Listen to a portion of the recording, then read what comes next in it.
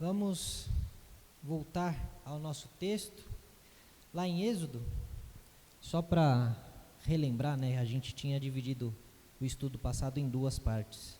E eu, às vezes, me empolgo lá em casa e penso que o estudo vai dar um só, e não dá, né? Acaba tendo que dividir. Então, a gente viu, na semana passada, a instituição da Páscoa. Nós vimos Deus instituindo as leis dele sobre o que seria a Páscoa, sobre o que significava a Páscoa e sobre quem poderia participar da Páscoa. Nós vimos todo o simbolismo por trás do cordeiro, por trás do sangue na porta, que era passado para poupar a vida dos israelitas quando Deus fosse matar os primogênitos. E nós vimos também a relação entre o cordeiro, entre a Páscoa e o batismo. Batismo não, desculpe, a Santa Ceia. Depois disso, nós vimos a 10ª praga, que Deus enviou ao Egito, que foi justamente matar o primogênito de toda a terra, tanto dos homens quanto dos animais. E vimos a saída do povo do Egito. Resumindo, nós vimos todo o capítulo 12. Agora nós vamos direto para o capítulo 13 de Êxodo. E no capítulo 13, nós vemos já no começo, Deus pedindo para que o povo consagrasse a Ele todo o primogênito de dentre o povo, tanto dos homens quanto dos animais. Então, assim como foi no Egito, onde o primogênito foi tomado por Deus, tanto dos homens quanto dos animais, em Israel o primogênito deveria ser dedicado a Deus, tanto dos homens quanto dos animais. Deus mostra, assim, que Ele havia salvo o povo através da figura desse primogênito. E quando Deus ele institui essa nova lei ao povo, nós vemos que os primogênitos, os filhos primogênitos do povo, eles se tornariam sacerdotes. Nós veríamos mais à frente que seriam atribuídos essa função aos primogênitos da tribo específica de Levi. Não só isso, nós veríamos também que os primogênitos dos animais que são limpos, ou os animais considerados puros, eles tinham que ser sacrificados a Deus no prazo de até 1 ano. Lembra que ele instituiu na Páscoa que o cordeirinho que teria que ser morto deveria ser um cordeiro de 1 ano. Então nós estamos falando desse animal, do cordeirinho perfeito de até 1 ano.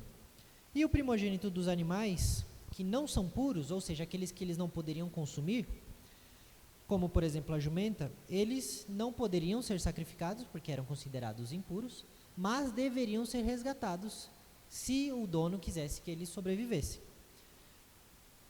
Por isso, a jumenta e os outros animais que poderiam ser resgatados, apesar de não poderem ser sacrificados, eles deveriam ser resgatados através da morte de um cordeiro, que significa que alguém puro, de novo, teve de morrer para resgatar aquele que é impuro. Se a cria da jumenta não fosse resgatada, então ela seria morta. Ou seja, ou você resgatava o impuro, ou ele morria. Nós temos mais uma vez a figura de salvação sendo trazida para o povo. O destino daquele que é impuro é a morte, a não ser que ele seja resgatado. No filhote da jumenta, embora isso pareça ofensivo dizer, nós vemos nós ali, pequenos jumentinhos, que são resgatados através do sacrifício do cordeiro. Então, ou você é resgatado através do sangue de Cristo, ou o seu destino é a morte.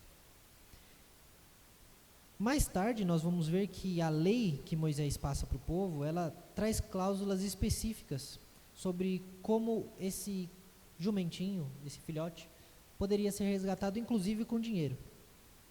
Mas, passando para o próximo ponto, nós vemos também que a criança primogênita, que é o foco de toda essa passagem, que ela é nascida em pecado, mesmo ela sendo uma criança do povo, ela deveria ser resgatada. E essa criança deveria ser resgatada também pelo pagamento de 5 ciclos, conforme Números 18.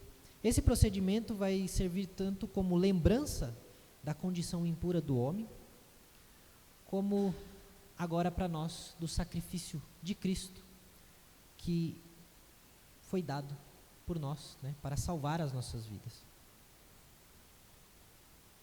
Depois disso, nós vemos que o fermento, ele não deve, de novo, ser encontrado na casa dos israelitas, e não deveria existir nenhuma espécie ou nenhuma quantidade dele em todo o território de Israel.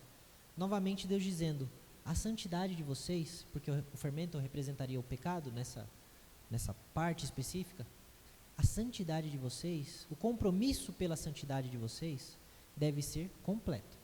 Deus está dizendo, não dá para você ser parte do povo, participar da Páscoa e manter um pouquinho de fermento. Não dá para você fazer parte do povo de Deus e manter, nem que for escondido, 2 gramas de fermento na sua casa. E em Êxodo 13:16, nós lemos que tudo isso que está acontecendo, será como um sinal nas mãos e na fronte, entre os seus olhos, porque o Senhor, com mão forte, tirou eles do Egito. Tudo isso, tudo que foi dito até agora, todos esses ritos, todas essas passagens, todas essas ordenanças, tudo isso deveria ser guia, sejam das ações do povo, sejam nos pensamentos ou na mente do povo. Os irmãos ou as irmãs se lembram de alguma outra passagem, algum outro lugar, onde nós vemos sendo destacado a figura da mão e da fronte de alguém? Exatamente. E aonde exatamente, mais especificamente, pastor? No livro de Apocalipse, né? Fala-se do sinal. E lá no livro de Apocalipse aparece isso 2 vezes, certo? Quais são as 2?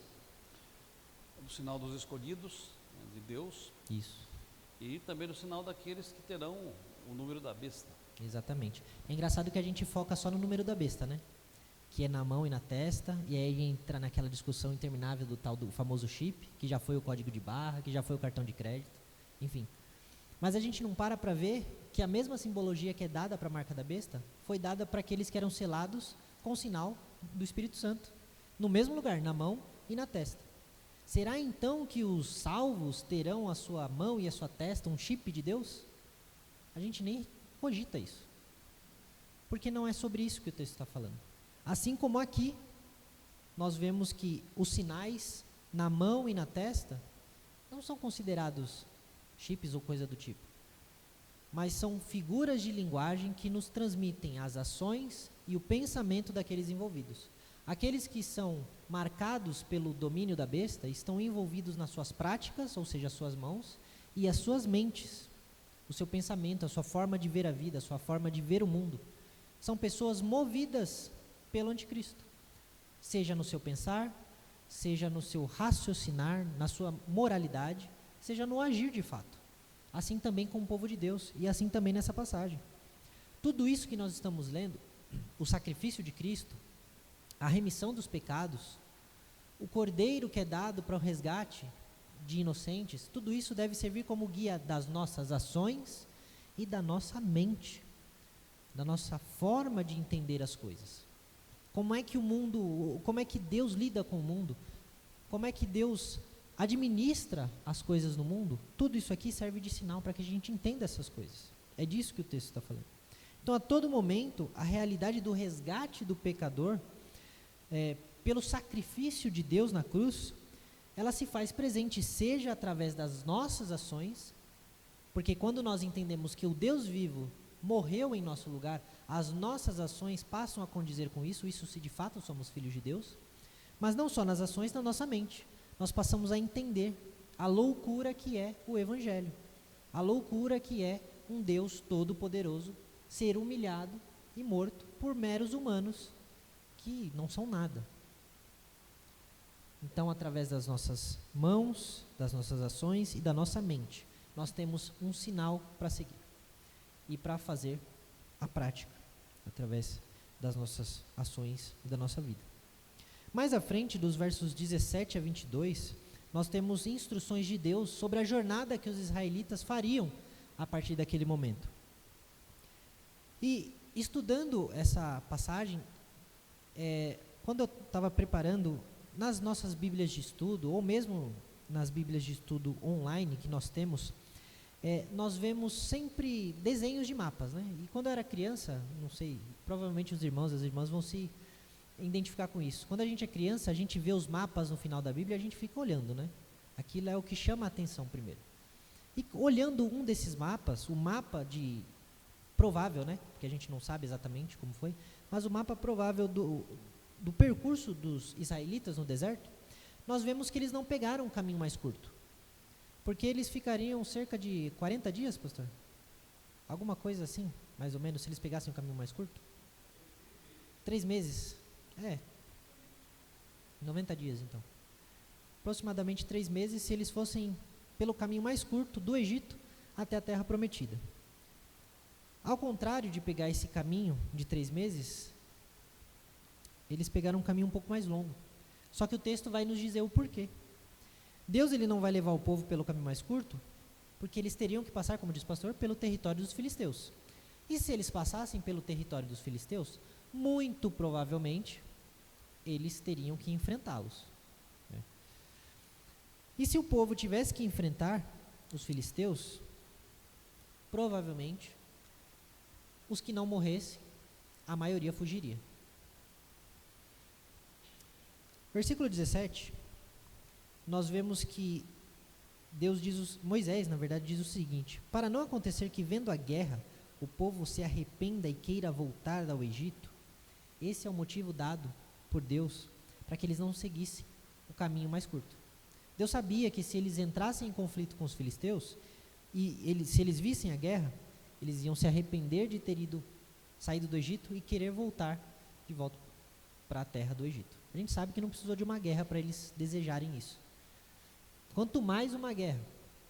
Então, Deus ordena que eles peguem um caminho mais longo. Mesmo sabendo da incredulidade do povo, do coração duro do povo, Deus age com bondade com eles. Eu sei que o coração deles é duro, eu sei que eles são cabeça dura, eu sei que eles não me ouvem, eu sei que o coração deles ainda não está voltado para mim, e eu sei que eles não têm fé para continuarem firmes.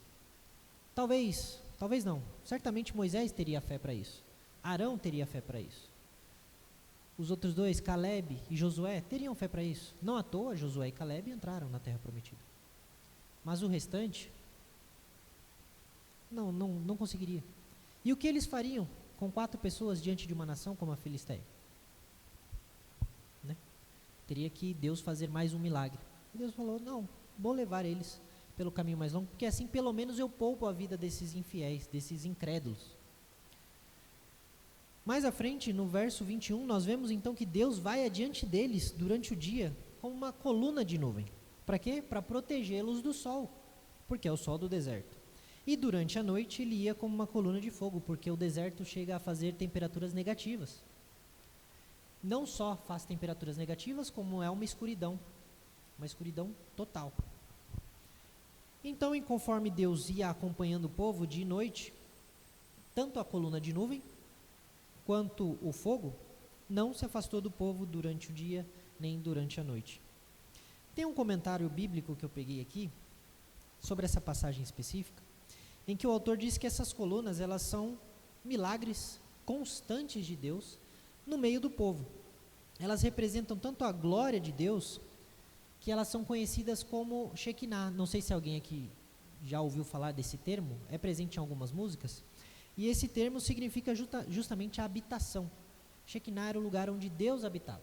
Poderia ser usado para o templo, poderia ser usado para o tabernáculo, poderia ser usado até para a Arca da Aliança.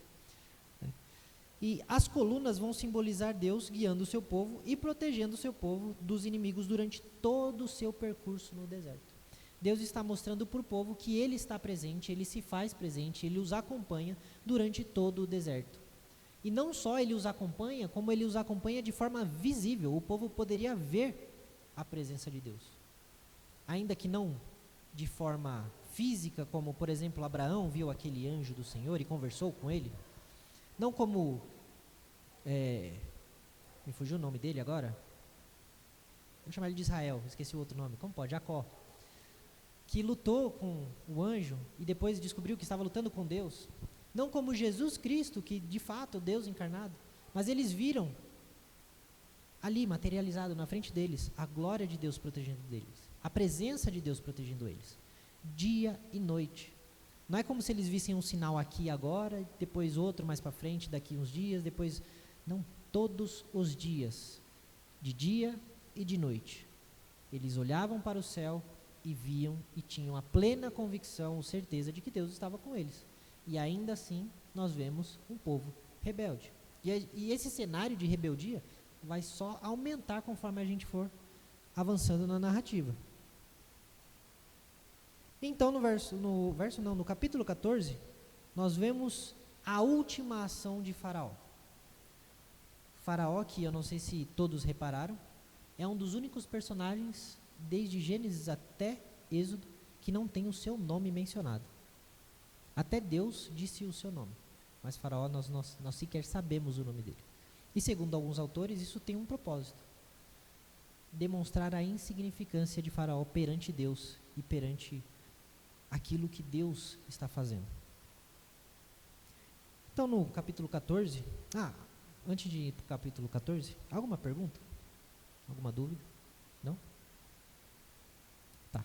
Então, no capítulo 14, Deus vai mandar dizer que o povo deveria acampar diante de um lugar chamado Pi-Hairote, que era junto do mar.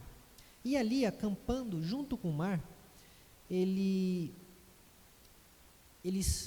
serão perseguidos, porque Faraó vai voltar atrás. Faraó vai perceber que talvez eles estejam acuados, talvez eles estejam presos no deserto. E pensando assim, eu vou endurecer o coração de Faraó uma última vez, para que ele os persiga.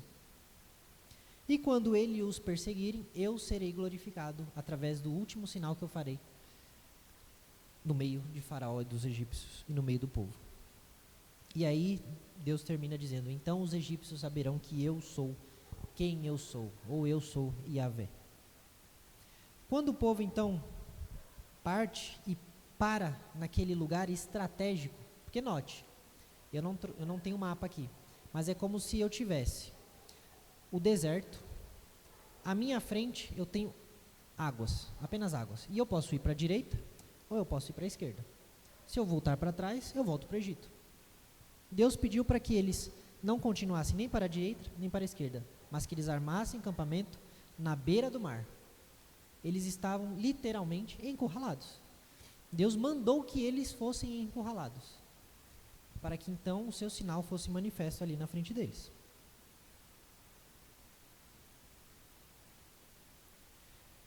E por que Deus escolheu propositalmente um lugar que fosse humanamente impossível deles fugirem? A resposta é simples. Está no final do versículo que nós lemos. Assim os egípcios saberão que eu sou o Senhor.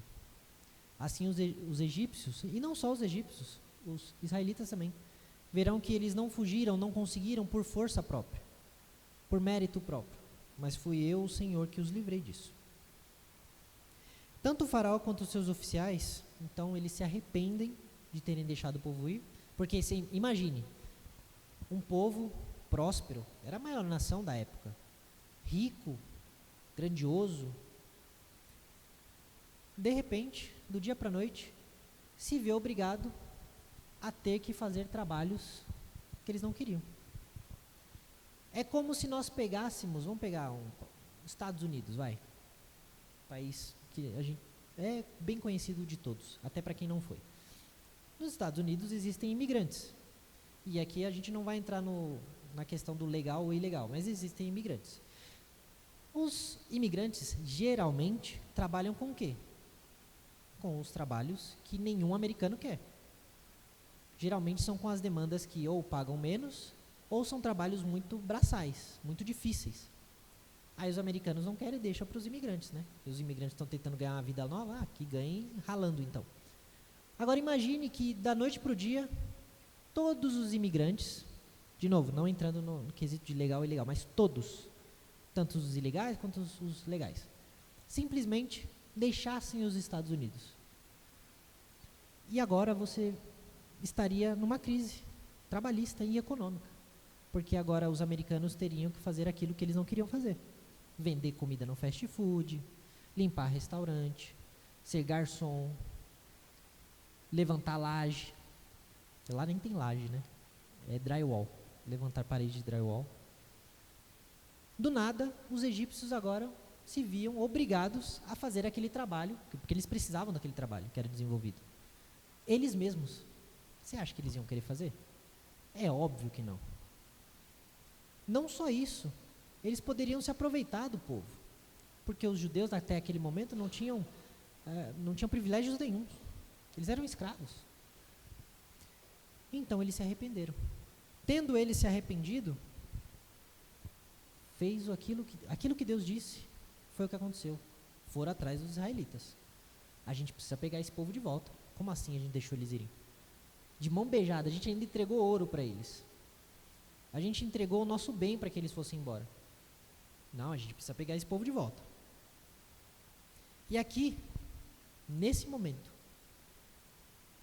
nesse lugar, entre o mar e o Egito, quando o povo viu o faraó vindo, e do outro lado do mar, foi aqui que nasceu o provérbio milenar que diz: se correr o bicho pega, se ficar o bicho come. Foi aqui. No verso 11 até o verso 12, nós vemos que o povo diz a Moisés, olha o que o povo vai dizer para Moisés: será que foi por falta de sepultura no Egito que você nos tirou de lá? Para que a gente morra aqui no deserto? O que foi que você fez com a gente, tirando a gente do Egito? Nós não dissemos para você: deixe a gente em paz, pois teria sido melhor para nós servir os egípcios do que morrer no deserto. Olha só o que o povo está dizendo. Eles viram 10 pragas entrarem no Egito, sendo poupados de todas elas. Eles viram a nuvem do Senhor, eles viram fogo do Senhor, e ainda assim, eles acharam melhor ser escravos do Egito do que morrer no deserto. Mas por que eles acharam melhor? Porque eles acharam que eles iam morrer. Na cabeça deles, Deus tinha mandado eles ali para eles morrerem. Eles nem por um segundo pensaram: de repente, Deus está no controle? Não, imagina, que absurdo pensar isso. Para eles não. Para eles aquilo tudo era um engano de Moisés. Moisés enganou o povo. E então Deus, endurecendo o coração do faraó, ele mostra que o próprio coração do povo ainda também estava endurecido. E embora eles tenham clamado a Deus, e o texto diz que eles clamam a Deus, eles não deixaram de reclamar com Moisés e de mostrar a sua incredulidade. É como se a gente pensasse na figura do incrédulo, do ímpio, clamando a Deus porque o avião está caindo. Sabe aquela velha frase de não existe ateu quando o avião está caindo? Ela é em partes verdade. O problema é que o suplicar a Deus pelo medo da morte não é crer em Deus. Não é ter fé. Isso não é ter fé. Isso não é arrependimento. Isso é medo da morte. A pessoa com medo da morte, ela pode clamar a Deus, ela pode clamar a santos, ela pode clamar a orixás, ela pode clamar a espíritos, ela está desesperada, ela está com medo. É o que está acontecendo com o povo. Não é porque eles clamaram a Deus que eles confiavam em Deus, que eles criam de fato que Deus ia livrá-los. Tanto é que eles foram reclamar com Moisés. Então Moisés responde para o povo que eles não deviam ter medo. Moisés, o pacificador, chega até eles e fala: vocês fiquem firmes, porque a gente não saiu do Egito para isso. A gente não saiu do Egito para vocês agora ficarem duvidando de Deus. Deus não fez o que fez para simplesmente largar vocês no deserto.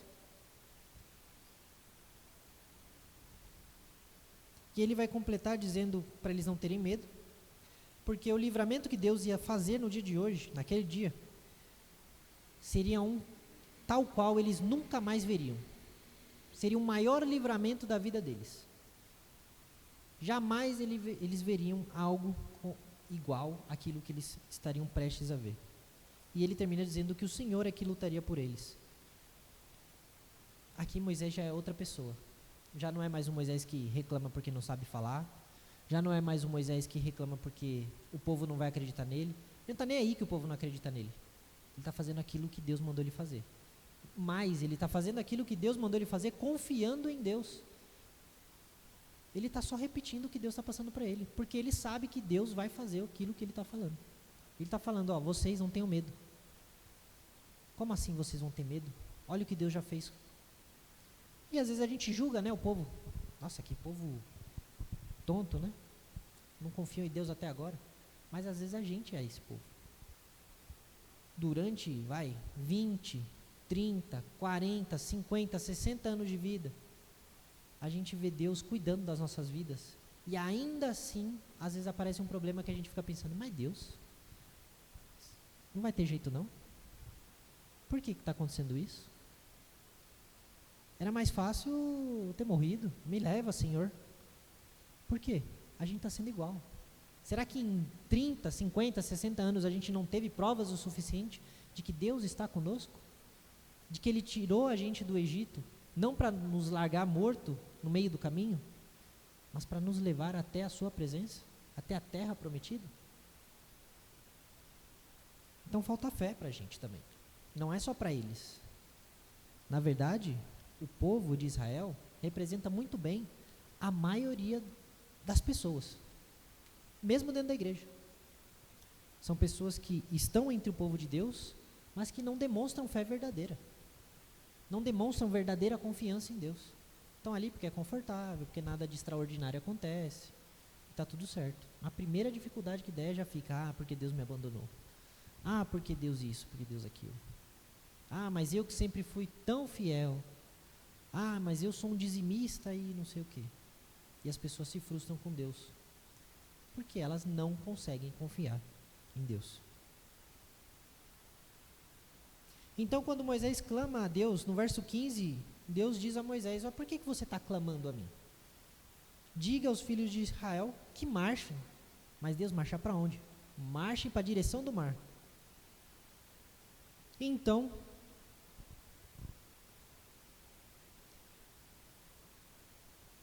Deus está dizendo aqui para Moisés, olha, a hora de clamar já passou, agora vocês vão ter que andar, e vocês vão ter que andar para onde eu disser.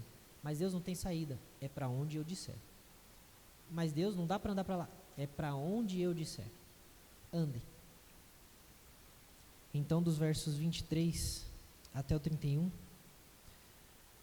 nós vemos o mar se abrindo, os egípcios correndo até o povo atravessando o mar.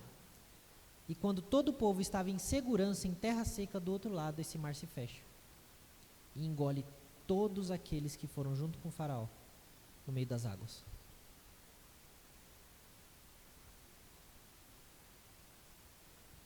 Então o fechamento das águas sobre os egípcios decreta finalmente e de forma permanente a libertação do povo da terra do Egito. E mostra tanto para os egípcios quanto para os israelitas que o Senhor está com eles. Mas será que isso vai ser o suficiente para o povo? Não, né? Não será. E nós vamos ver muito, mas muito mais dessa rebeldia, dessa incredulidade no meio do povo. Só que isso a gente vai ver nas próximas aulas. Indo para as aplicações, eu só preciso lembrar quais as que eu já li e as que eu não li.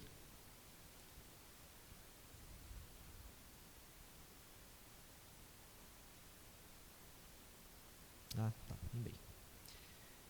São duas aplicações para hoje. A primeira é que nós precisamos nos lembrar do dia em que nós saímos da terra do Egito, do dia em que Deus nos tirou do domínio do pecado. Não sei se todos já leram, e eu gosto sempre de lembrar o livro do Peregrino. Quem não leu, eu recomendo muito. Você acha muito fácil em qualquer lugar, inclusive, se eu não me engano, o livro é domínio público já. E sendo domínio público, embora ele seja cobrado por editoras, se você conseguir achar o original, você não paga nada, você pode baixar o PDF. E hoje em dia nós temos a linda influência da inteligência artificial e do próprio Google, que traduz o livro todinho para você. Mas se você não quiser tanto trabalho, dá para você também, né, comprar. Não é caro. Mas quando você lê o livro do Peregrino, tem filme também, tem animação também para crianças. Quando você lê esse livro, a primeira coisa que acontece é Deus tirando o cristão da cidade da destruição. E é disso que essa história está nos falando. Deus um dia tirou o seu povo da cidade da destruição, ou da cidade do pecado, ou do domínio do pecado, ou do reino do pecado, ou desse mundo tenebroso, dê o nome que você quiser. Nós precisamos nos lembrar do dia que nós saímos do Egito, da casa da servidão, porque com mão forte o Senhor nos tirou de lá. Por isso, e por causa disso, precisamos sempre ter em mente essa realidade, para que nossa fé não caia, para que a nossa fé não desfaleça, para que a gente sempre se recorde de quem a gente era, da onde Deus nos tirou e quem nós temos nos tornado graças ao Espírito Santo. A gente precisa ter essa imagem, essa lembrança viva na nossa mente. Somente assim a gente vai poder se tornar apto a permanecer, a ter forças para permanecer dentro do povo de Deus. A outra é que os caminhos pelos quais Deus nos conduz não são caminhos meramente caprichosos de Deus. Deus não te põe numa dificuldade só porque Ele quer ver como você vai se lidar com isso. Não é só para te testar, não é só por mero capricho. É porque Deus quer, através daquela situação, trabalhar na sua vida. Ou te fazer rever alguma coisa, ou moldar o seu caráter, ou te fazer repensar muito da sua personalidade, da sua vida, das coisas que você tem, ou aumentar a sua fé. Aquele grande versículo que todo mundo conhece, todas as coisas cooperam para o bem dos que amam a Deus. E ninguém menciona o restante, né? Dos que foram chamados segundo o seu propósito. Esse versículo, que as pessoas tanto sabem, parece que elas não se lembram dele, quando a hora difícil vem. Porque se a hora difícil veio e todas as coisas cooperam para o meu bem, então eu sei que até aquela hora difícil está para cooperar para o meu bem. E através desse conhecimento eu suporto com paciência. E aí tanto Paulo quanto Pedro vão dizer que a gente deve suportar as coisas com paciência, porque a paciência gera perseverança, perseverança, experiência, um caráter aprovado, ou alguma coisa assim. Devo ter pulado esperança, né? Devo ter pulado alguma coisa. Mas é mais ou menos por aí. Como é que a nossa fé se alimenta? Como é que a nossa esperança se fortalece? Através da lembrança das dificuldades, das realidades de que Deus se faz presente mesmo nas dificuldades. Sair do Egito, ele é apenas um começo da jornada. Não é o fim. Acontece que a gente quer sair do Egito e já estar na Terra Prometida, né? Fechei a porta do Egito. Já assistiram aquele filme Monstros S.A.? Já, né? Não, nunca. Assistam, é muito bom. É antigo já, 2000 e pouco, 2002, 2005. Nesse desenho, é como se você estivesse numa terra dos... É quase uns bichos-papões, né? Eles são bicho-papão que eles dão susto em crianças. Mas como funciona isso? Toda a rede elétrica desses monstros é alimentada através do grito das crianças quando levam susto. Então eles precisam dar susto nas crianças para que a rede elétrica do mundo deles permaneça ativa. Como que eles dão susto nas crianças se eles estão num mundo completamente diferente? Eles têm um sistema onde eles conectam portas, e essas portas, quando abertas naquele sistema da empresa lá onde eles trabalham, quando elas são abertas, elas dão acesso à casa de alguma criança. Então você tem porta da criança na Indonésia, de criança nos Estados Unidos, de criança no Brasil, na China.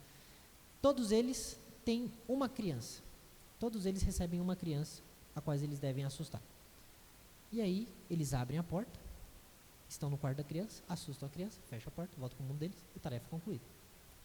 A gente quer mais ou menos a mesma coisa. A gente quer pegar, está aqui no Egito, abrir a porta, pisou, terra prometida, fecha a porta, acabou. É isso que a gente quer.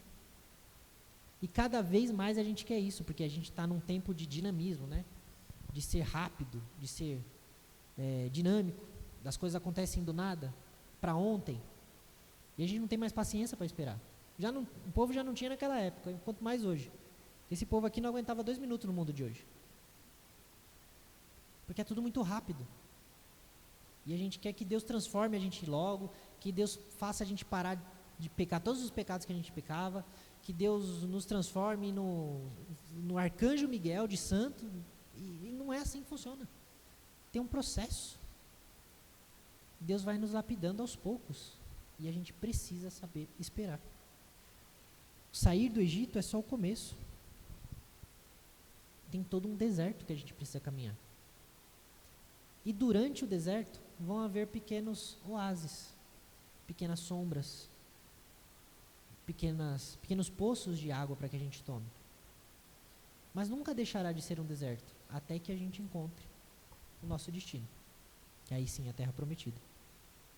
Então as nossas atitudes, depois de sair do Egito, tudo o que a gente faz, a nossa forma de agir, elas vão revelar se o Egito não saiu da gente. Porque não adianta nada eu sair da terra do pecado e o pecado continuar morando no meu coração, continuar habitando no meu interior. É aquela velha coisa, né? Saí de Osasco, mas Osasco não saiu de mim. Não funciona assim. Se Deus te tirou da escravidão, da terra da escravidão, da servidão, essa servidão tem que sair de você também. E ela só vai sair com a ajuda do Espírito Santo. Não vai ter pressa que vai resolver isso. Não vai ter urgência que vai resolver isso. É só o Espírito Santo. No tempo do Espírito Santo, que vai te dar essa total e completa libertação. Ah, e não se engane. Ela vem.